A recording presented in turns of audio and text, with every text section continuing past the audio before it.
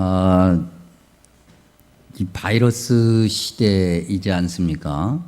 이 바이러스 시대에 사람들이 다 의기소침하고 어떻게 보면은 의욕도 없고 계속되는 어떤 그런 뭐 속박 같은 느낌을 받으면서 돌발적인 행동, 그다음에 어떻게 보면 이탈 같은 그런 일들이 막 나타나기도 하죠. 그러면서 또 한편으로는 인류에게 희망을 주는 그런 어떤 메시지들이 던져지곤 합니다. 그런 메시지 중에 중요한 것 중에 하나가 극복할 수 있다는 거죠. 함께하면 이길 수 있다. 이 코로나 바이러스도 우리가 지금까지 그래왔던 것처럼 극복할 것이다. 그래서 백신도 만들고 어떻게 보면 이렇게 저렇게 삶의 패턴도 바꿔서 극복할 것이다라고 그렇게 긍정적인 메시지를 던지곤 합니다. 그리고 보니까 사람이 지금까지 해온 일들이 참 많다. 그리고 대단하다. 그런 생각을 하곤 합니다. 인정합니다. 뭐 예전에 지구가 평평하다고 생각할 때 그때는 뭐 사람이 하늘을 나른다고 하는 것은 상상도 하기 힘들었지 않습니까? 그건 불가능한 일이었죠. 근데 요즘에 어떻습니까? 뭐 그 육중한 보면 비행기가 하늘을 가볍게 나르고 최근에는 뭐 1인용 드론이라고 그러죠. 그래서 개인 드론이 있어서 이렇게 자가용처럼 이렇게 하늘로 날아다니는, 심지어는 1인용 제트기. 예, 그래서 그런 옷을, 특수 제작된 옷을 입고 제트 엔진을 켜서 굉장히 빠른 속도로 사람이 날아갈 수 있는, 마치 슈퍼맨처럼 말입니다. 뭐 그걸 지금 실험하고 있고 곧 상용화도 가능하다라는 얘기들이 이곳저곳에서 나옵니다. 옛날에 달 그러면 무슨 생각을 했나요? 우리 어르신들. 달나라에 토끼 한 마리, 개수나무, 그 다음에 그 토끼가 절구통에다가 절구질을 하고 있는. 예.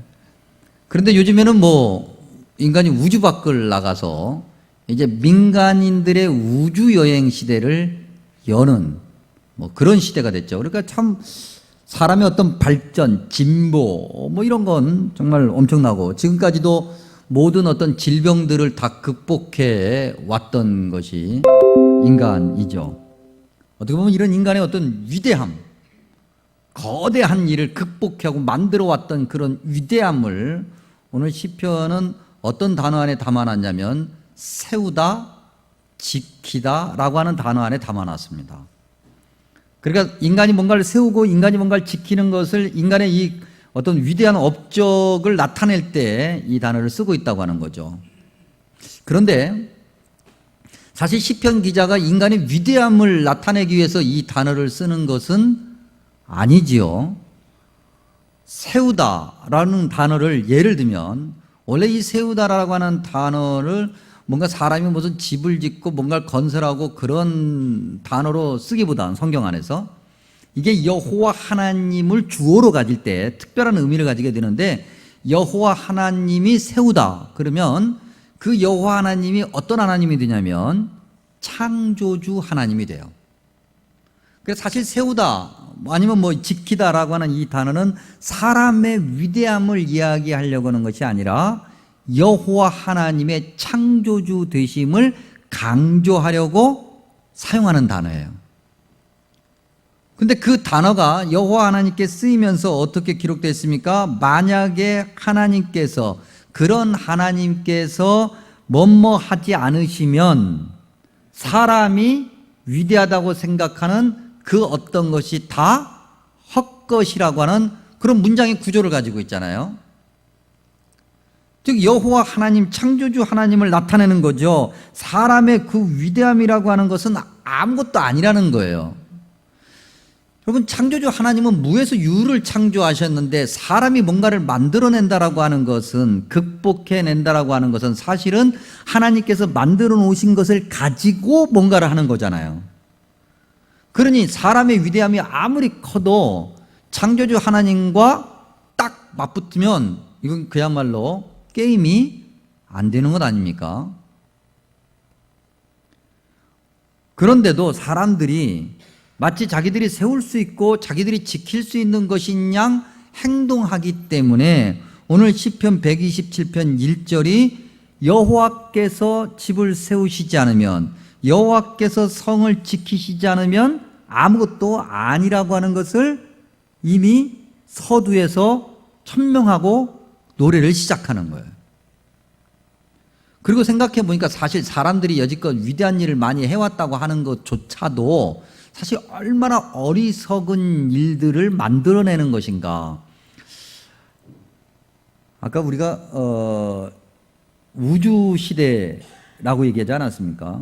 사람이 이제 지구의 대기권 밖으로 나가서 우주에서 생활하는 시대가 곧 열린다. 근데 여러분, 그렇게 우주로 나가고 그렇게 인간이 위대한 발전이 생긴 그 결과 인간이 우주에서 안락하게 그렇게 살 수 있는 것으로만 끝나는 거냐? 그건 아니죠. 여러분들이 이미 많은 어떤 뉴스를 통해서 보신 것처럼 우주, 이 대기권 밖에 우주에 인간이 만들어 놓은 쓰레기, 우주 쓰레기, 그게 셀 수 없이 많대잖아요. 만약에 그런 것들이 지구로 떨어지기 시작해서 단 몇십 센치짜리 조각만이라도 지구와 부딪히면 이건 상상도 할 수 없는 재앙이 되는 거예요. 그걸 누가 만들었어요? 사람이 만든 거예요. 그 외에도 지금 바이러스 때문에 말입니다, 여러분. 인류가 참 얼마나 그 이기적이고 탐욕적인가, 얼마나 자기만 하는가. 자기 민족, 자기 나라, 자기 집, 자기 가정, 심지어는 개개인의 자기 자신만 아는 것. 여러분, 그래서 이 바이러스로 인해서 많은 사람이 신음할 때 잘 사는 사람들은 이것으로 돈을 벌고 잘 사는 사람들은 이것을 극복할 수 있으나 거의 대부분의 가난한 나라 사람들은 자기들이 바이러스에 걸렸는지조차도 모르는, 진단을 할 수가 없어서, 그 검사를 할 수가 없어서 바이러스에 걸렸는지도 모르는 상태에서 죽어가는 가난, 빈부격차, 탐욕의 시대, 착취와 차별, 혐오, 이건 다 사람이 만든 거잖아요. 즉 사람의 위대함이라고 하는 것이 사실은 애써 강조하려고 하는 거지만 그것조차도 하나님이 허락하시지 않으면, 하나님께서 만들어 두신 창조의 것이 아니면 아무것도 아닌 거예요. 그래서 성경은 시편 기자뿐만 아니라 성경 전체에 걸쳐서 아주 오래전부터 지금까지 창조주 여호와 하나님 앞에서 사람이 할 일이라고 하는 것은 무한한 감사와 겸손뿐이라고 하는 것을 반복적으로 계속 강조하고 있죠. 그것이 오늘 1절의 내용이에요. 그리고 난 다음에 이제 2절로 가면, 2절에 이런 표현이 있죠. 너희가 일찍 일어나고 늦게 누우며 수고의 떡을 먹는다. 1절은 인간의 어떤 거대한 거창한 업적을 자랑하려고 하는 것을 뒤집어 놓았고, 2절에 와서는 그런 인간, 뭔가 거창한 일을 만들어서 대단한 것 같지만 사실 하나님께서 허락하시지 않으면 아무것도 할 수 없는 그런 인간들이 일상에서 누리는 소소한 삶은 어떤가 라고 하는 질문을 던지고 있는 거죠. 127편이 기록될 때가 언제입니까, 여러분? 지금부터도 수천 년 전 아닙니까? 그 127편이 기록될 때 뭐라고 기록했냐면, 사람의 삶을 늦게 누우며 수고의 떡을 먹는다. 일찍 일어나고 늦게 누워. 그러니까 아침 일찍 일어나서 저녁 늦게까지 죽을 힘을 다해서 먹고 살려고 바둥거리는 그러한 사람들의 삶을 이야기하고 있잖아요. 여러분, 먹고 살기가 쉽나요, 어렵나요? 쉽습니까? 물론 쉬워 보이는 사람들도 있어요, 우리 눈에는. 근데 그들조차도 사실은 먹고 살려고 정말 바둥거리죠. 어쩌다 먹고 사는 것이 너무나도 편안해 보이는 사람들은 교만에 쩔어 있어서 그 교만으로 누군가를 또 아프게 하지 않습니까? 먹고 사는 것 정말 힘들죠. 근데 여러분, 그 먹고 사는 것 안에, 그 힘든 삶 안에 하나님이 주시는 은혜를 우리가 확인하며 살아갑니까? 예를 들면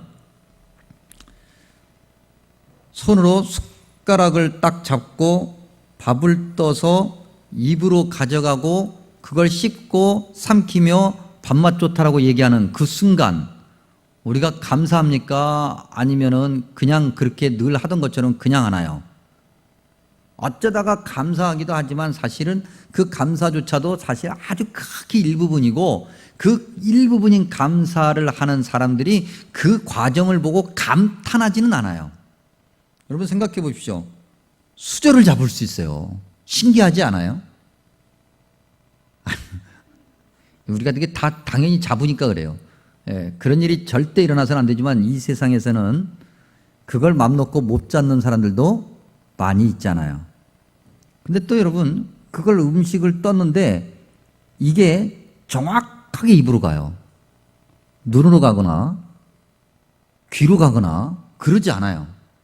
정확하게 입으로 와요. 안 신기합니까?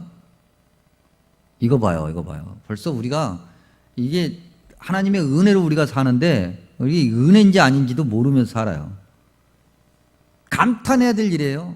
하나님의 은혜가 우리에게 있었기 때문에 우리가 사는 것이고, 하나님이 우리에게 주신 것이 너무나도 크다고 하는 거죠. 우리의 일상, 우리의 개개인의 삶 안에도 하나님의 은혜는 가득하다는 거죠. 그런데 우리는 늘 우리가 기대하는 것이 있어요. 우리가 생각하는 것이 있어요. 우리가 원하는 것이 있어요. 그래서 그대로 이루어져야 돼. 안 이루어지면 왜 하나님이 내 기도는 안 들어주시냐라고 불평하게 되고 짜증나게 되고, 하나님의 능력이 짧다거나 하나님이 편애한다거나 심지어는 하나님이 안 계신 것 아니냐라고 거기까지 나가는 어리석음이 우리 안에 있죠. 목사의 부끄러운 고백입니다만 여러분들하고 자주 나눴는데, 제가 특정인을 이야기할 수는 없어서 제 이야기를 또 해보면, 그렇게 넉넉하게 살지를 못하고 또 대학에 들어가고 난 다음에 부모님한테 계속해서 손 벌리면서 산다는 것이 그게 대학까지 가르쳐 주신 부모님에게는 자식으로서는 할 일이 아니다. 그래서 아무튼 대학 다닐 때부터 열심히 나름대로 돈을 벌면서 살려고 애를 썼습니다. 그런데 기숙사에 있다 보니까 제 선배 목사님이 똑같이 그분이나 저나 가난하기는 마찬가지였어요. 근데 그분은 일을 하지 않아요. 저는 방학 때고 어디고 간에 일만 할 수 있으면은 수시로 일을 하러 나갔고, 그때나 지금이나 그 키가 그 키니까 그때도 작은 키에 지금은 그래도 조금 약간 부유해져서 이렇게 좀 살도 찌고 복부 비만도 생겼지만, 그때는 정말 아주 정말 빼짝 말랐거든요. 그래서 정말 허리 29인치의 날씬함을 자랑하고 있었으니까 그런 몸으로 날마다 일을 했단 말입니다. 그래야만이 겨우 한 끼에 450원 하는 기숙사 밥을 먹을 수 있으니까. 근데 그 선배는 그런 거 안 해요. 안 하고 뭔가 참 시간이 딱 되면, 시간을 정해 놨었는데 시간이 되면은 장신대에 가면은 기도탑이 있어요. 그 기도탑에 가셔서 기도를 합니다. 간절히 기도하고 그렇게 내려와요. 그러면 돈이 생기더라니까요. 그러면 제가 옆에서 봤을 때 은혜를 받겠습니까? 기분이 나쁘겠습니까? 예? 말씀 잘하세요. 저는 사실 기분이 나빴어요. 그분이 저한테 피해를 준 것도 아니고 아무것도 아닌데 누구를 향해서 기분이 나빴을까요? 하나님을 향해서 기분이 나쁜 거예요. 나는 이렇게 열심히 해도 뭔가 생길까 말까 하는데 저분은 가서 가만히 얼마나 편해요. 기도하는 게 얼마나 편해요. 여러분, 나가서 일하는 것과 기도하는 거 뭐가 더 편할까요? 기도하는 게 훨씬 편해요. 가서 가만히 기도탑에 올라가가지고 앉아서 모기 쪽 치면서 그냥 좀 졸다가 내려오면 되는 거니까. 근데도 돈이 생긴단 말이죠. 너무나도 하나님께 불평하면, 내가 그런다고 그래서 신앙생활을 안 하는 것도 아니고 내가 무슨 하나님을 없다고 내가 부정하는 것도 아닌데. 그리고 난 다음에 대학을 졸업하고 신대원에 갔는데, 신대원에 가서 가만히 생각해 봤습니다. 내가 굳이 또 그렇게 살아야 될까? 어때? 그러면 나도 한번 그렇게 한번 살아보자. 그랬는데 신대원 3년을 제가 제대로 못 살아서 굶어 죽었겠습니까? 아니면 잘 살았겠습니까? 잘 살았으니까 지금 여기 서 있죠. 굶어 죽지 않았어요. 그리고 난 다음에 이제 조금 한참 시간이 지나서 유학을 가게 되었는데, 그때는 아이가 둘이었고 유학 가서 한 녀석 더 낳았으니까 아이를 셋을 키우면서 그야말로 먹이면서 그 다음에 제 공부도 하면서 그야말로 이제 먹고 사는 거예요. 그야말로. 그전에는 나 혼자였으니까 그렇다고 치지만 이 먹고 사는 문제는 얘기가 다르고 자녀를 키우는 건 얘기가 다르니까. 그래서 이제 그때도 생각하는 거죠. 내가 예전에 그랬는데 그러면 이번에도 한번 그렇게 한번 해보면 어떨까? 그래서 하나님께 먼저 기도부터 하고, 하나님이 주시면 하고 아니면 안 하고 말지 뭐. 그런 어떻게 보면 무모한 그런 삶을 시작을 했어요. 제가 유학 기간 동안에 우리 자녀들과 함께 그렇게 무모하게 삶을 살아서 굶어 죽었을까요? 아니면 잘 살았을까요? 잘 살았으니까 여기 서 있죠. 물론 삶이 쉽지는 않았어요. 여전히 어려웠고 힘들었고 참 나름대로 참 어떻게 살까 걱정하기도 하고 그랬지만, 그리고 그런 삶이 지금도 계속해서 지속되고 있고 앞으로도 사람이 살아가는 동안 죽을 때까지 그런 삶이 지속되겠지만, 그렇다고 해서 하나님께 먼저 기도하고 엎드려서 우리의 인생이 가난해지고 궁핍해져서 먹을 게 없어 굶고 그것 때문에 허약해져서 죽는 일은 없더란 말이죠. 적어도 한 개인의 교만한 경험이 아니라 그렇게 성경을 보니까 성경에 그렇게 약속하고 기록해 놓으셨더라는 거죠. 여러분, 우리가 370장 찬양하지 않았습니까? 370장 너무나도 은혜 되는 찬양이죠. 310장 이렇게 찬양을 시작합니다. 주 안에 있는 나에게 땅 근심 있으랴, 십자가 밑에 나아가 내 짐을 풀었네. 믿으십니까? 뭐라고 기록되어 있습니까? 그 두려움이 변하여 내 기도 되었고 전날의 한숨 변하여 내 노래 되었네. 그런 삶을 믿으십니까? 조금 있다가 우리가 384장을 찬양할 건데, 나의 갈 길 다가도록 예수 인도하시니 내 주 안에 있는 궁율 어찌 의심하리요. 2절은 나의 갈 길 다가도록 예수 인도하시니 어려운 일 당할 때도 족한 은혜 주시네. 우리가 찬송은 이렇게 하고 말씀은 보는데 우리 삶에서 과연 우리가 하나님과 어떠한 관계를 맺으며 살아가느냐? 하나님의 은혜, 하나님의 나라가 먼저냐? 아니면 우리의 삶의 걱정과 근심이 먼저냐? 우리는 그래서 하나님께 기도하죠. 하나님, 이 문제만 해결해 주시면 내가 정말 잘할 거예요. 내가 정말 이렇게 아픈데 이것만 그래서 하나님이 그렇게 깜빡 속아서 해주셨으면 그 다음에 우리가 다 그렇게 하나님이 원하시는 대로 살아요, 안 살아요? 안 살더란 말이죠. 예전에도 한번 예를 들은 적이 있는데, 어떤 사람이 홍수가 났습니다. 그래서 홍수에 막 나니까 그 전에 일기예보에서 조금 있으면 홍수가 엄청나게 날 거니까 빨리빨리 대피하십시오 얘기를 했어요. 사람들이 막 대피를 합니다. 그러면서 이 사람을 쳐다봐요. 근데 이 사람은 꿈쩍 않고 앉아있으니까 왜 대피 안 합니까? 그랬더니 이 사람이 하나님께서 나를 지켜주실 거니까 난 괜찮아. 근데 비가 오기 시작했습니다. 비가 이제 사람 무릎 정도 차게 되었는데 사람들이 이제 난리가 났습니다. 그래서 구조대원들이 보트를 타고 와가지고 당신 조금 있으면 큰일 나니까 지금 갑시다 그랬더니 이 사람이 또 뭐라고 그랬어요? 하나님이 나를 지켜주실 거기 때문에 나는 괜찮아. 그러다가 비가 계속 와서 자기 키로 훌쩍 넘었습니다. 그래서 이 사람이 지붕 위에 올라가서 앉았으니 이제 헬리콥터가 와서 헬리콥터에서 구조대원이 말하기를 밧줄을 내려줄 테니까 빨리 타고 올라오십시오. 당신 조금 있으면 큰일 납니다. 그랬더니 그 사람이 뭐라고 얘기했다고요? 하나님이 나를 지켜주실 거니까 나는 괜찮아. 그러다가 그 사람이 물속에 꼬르륵 들어가가지고 익사했어요. 자, 사람이 다 죽으면 누구 앞에 갑니까? 하나님 앞에 가지요. 심판대 앞에 딱 섰습니다. 그리고 하나님을 딱 보자마자 이 사람이 억울한 마음에 하나님을 향해서 삿대질을 하면서 따집니다. 하나님, 그때 나를 지켜주시겠다고 내가 굳건하게 믿고 있었건만 왜 나를 죽이셔서 여기에 서게 합니까? 그랬더니 하나님이 뭐라고 하셨다고요? 야, 이 미련한 놈아, 내가 너한테 피하라고 일기예보도 알려줬고 구조대원도 보냈고 헬리콥터도 보냈고 근데 너는 고집 피우다가 물에 빠져 죽었잖아. 항상 하나님의 은혜가 먼저고 하나님께서 우리와 함께 하시는 것을 우리가 붙들 때 우리에게 지혜를 주시는 하나님, 그 지혜대로 움직일 때 우리의 삶이 복되다고 하는 것을 1절과 2절이 이야기하죠. 그리고 2절 끝부분에 우리가 주목해서 봐야 되는 표현이 있는데 여호와께서 그의 사랑하시는 자에게 뭘 주세요? 잠을 주신다. 여러분, 잠, 이게 얼마나 소중한 복입니까?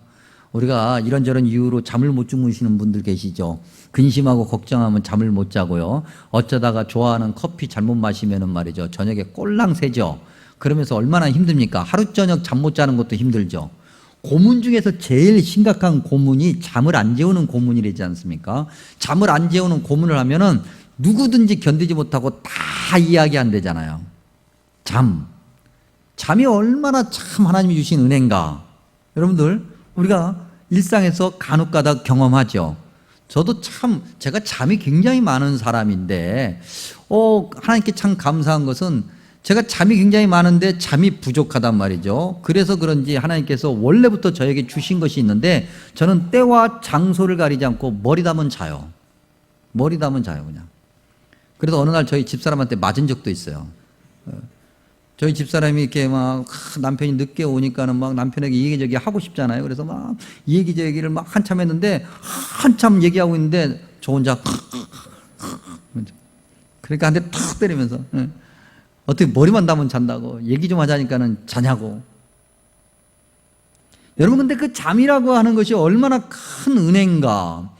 여러분, 그 유진 피터슨이라고 하는 얼마 전에 돌아가신 그 아주 세계적인 영성학자가 이 127편 2절의 이 잠을 이야기하면서 뭘 이야기했냐면 잠은 곧 밤이에요. 밤, 저녁을 얘기해요. 그리고 그 저녁을 설명하면서 이렇게 얘기하는데, 읽어드리면 언제나 은혜가 앞선다. 은혜가 가장 중요하다. 우리는 잠들고 하나님께서는 당신의 사역을 시작하신다 그랬어요. 우리가 자고 있을 때, 우리가 저녁에 잘 때 하나님께서는 하나님의 일을 하시고 그 일을 우리가 깬 아침에 나누며 발전시키라고 우리를 부르신다. 참 멋진 해석이죠. 그리고 조지 맥도날드라고 하는 또 다른 유명한 어떤 저술가를 인용하면서 뭐라고 얘기했냐면, 잠이란 우리가 깨어 있을 때 주지 못할 도움을 주시기 위해 하나님께서 고안하신 것이다 그랬어요. 이게 풀어서 설명하면 무슨 말이냐면, 우리가 깨어 있을 때는 하나님께서 은혜를 안 주신다는 것이 아니라 우리가 깨어 있을 때도 하나님은 은혜를 주시는데 우리가 우리의 고집으로 날이 밝고 화나니까 내가 다 할 수 있을 것처럼, 내 능력으로 내 힘으로 다 할 수 있는 것처럼 고집 피우면서 돌아다녀서 하나님의 은혜를 못 받는 거예요.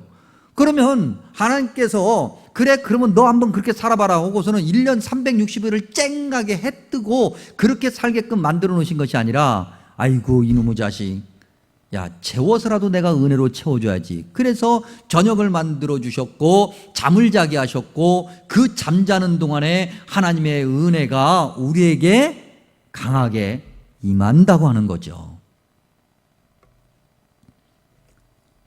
주님께서 뭐라고 말씀하셨습니까? 내일 일은 내일이 염려하게 내버려 두는 거예요. 한날의 괴로움은 그날을 좋게, 그것도 힘들어, 우리가 감당하기가 쉽지 않아. 그러니 너희는 오직 여호와 하나님만을 의지하라. 하나님이 함께 하시지 않으면 아무것도 안 된다고 하는 거죠. 그리고 이제 3절에서 5절이 기록되는데, 3절에서 5절을 한마디로 얘기하면 자식 많은 집이 복을 받은 집이다, 그 얘기예요. 근데 이게 무슨 말이냐면 고대 사회를 이제 반영하는 건데, 고대 사회는 유목민 아니면 뭐 농사를 짓는다 해도 자식이 많아야 돼요.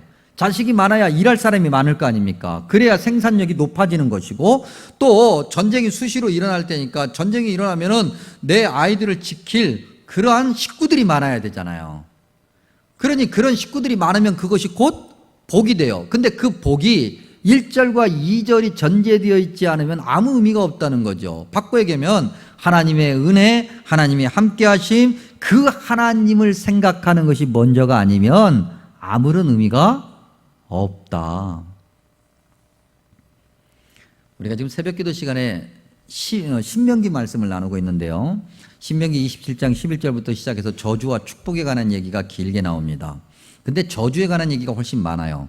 저주에 관한 이야기가 많은 이유는 하나님께서 저주를 주시기 위해서 저주를 좋아하기 때문이 아니라 사람들이 그 정도로 말을 안 듣고 고집을 피운다는 것을 이야기하는 거예요. 그런데 그 축복의 내용이 28장 1절에서 6절에 있는데 제가 읽어드리면 한번 신명기 28장 1절에서 6절 여러분들이 집에 가서 한번 찾아보시고 귀를 쫑긋 세우고 한번 들어보십시오. 내가 내 하나님 여호와의 말씀을 삼가 듣고 내가 오늘 내게 명령하는 그의 모든 명령을 지켜 행하면 내 하나님 여호와께서 너를 세계 모든 민족 위에 뛰어나게 하실 것이라. 내가 내 하나님 여호와의 말씀을 청종하면 이 모든 복이 내게 임하며 내게 이르리니 성읍에서도 복을 받고 들에서도 복을 받을 것이며 내 몸의 자녀와 내 토지의 소산과 내 짐승의 새끼와 소와 양의 새끼가 복을 받을 것이며 내 광주리와 떡 반죽 그릇이 복을 받을 것이며 내가 들어와도 복을 받고 나가도 복을 받으리라. 아멘. 전제가 뭐예요? 하나님의 말씀을 지켜 행하면. 이게 문제라는 거죠. 그러면 당연히 복을 받게 되어 있어요. 지금 당장 눈앞에 안 보인다고 해서 복이 없는 것이 아닌 거예요. 하나님께 복은 쌓이는 것이에요.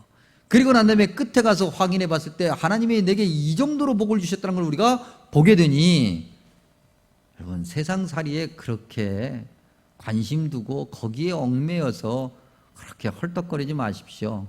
이래 헐떡거리나 저래 헐떡거리나 똑같이 헐떡거리는 건데 하나님 은혜 안에 머무는 헐떡거림이 나중에 진정으로 복이 되고 하나님 앞에 섰을 때 칭찬받는 삶이지 않습니까? 우리가 읽은 지금 127편은 우리가 지금 2018년도 7월부터 2019년 1월까지 주일 오후 예배에 나눴던 말씀 가운데 있었던 본문이에요. 근데 제목이 뭐라고 되어 있냐면 원래 있었던 제목인데, 성경에 있는 제목인데 솔로몬의 시 곧 성전에 올라가는 노래다 그렇게 붙어 있어요.